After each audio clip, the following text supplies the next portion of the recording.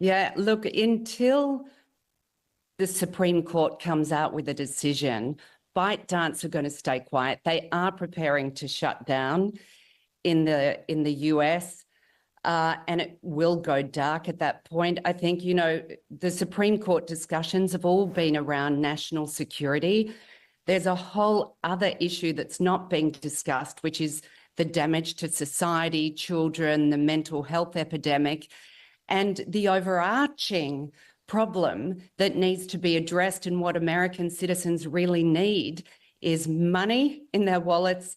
They need protection from the social media platforms, and they need freedom and unlocked algorithms. We have 27 million creators in the United States that are depending on these platforms, and yet the platforms themselves aren't sharing the economics. So I think this year is going to be a radical revamp of social media across the board in a way that serves the people, and that's what we've built at WeAre8, the people's platform. So it doesn't feel as though that's going to come through thanks to regulation stateside, because we've seen the FTC fighting for years to ensure that there's some equity here, that the platforms operate with a certain standard in mind. But now, thanks to some of the rollback and regulation, we've seen Meta, of course, the latest to take away some of the fact-checking. It suggests we're going back to the old days, the very early stage of the Wild West. What type of environment does that encourage, particularly if even the Democrats now want to keep TikTok alive?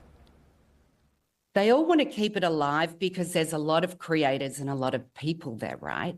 But the reality is it's not serving anyone.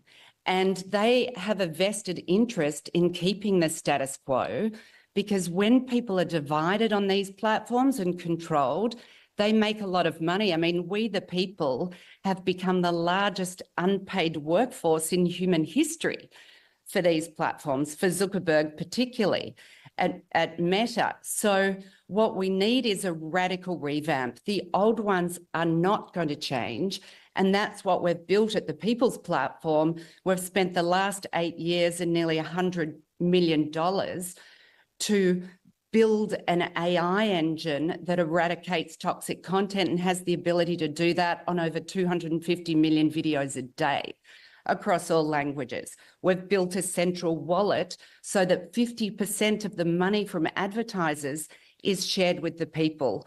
And we're launching the biggest creator fund ever, because there needs to be a true economy to support these people. I mean, people are really dependent on these platforms, and yet there's no economic framework to support them.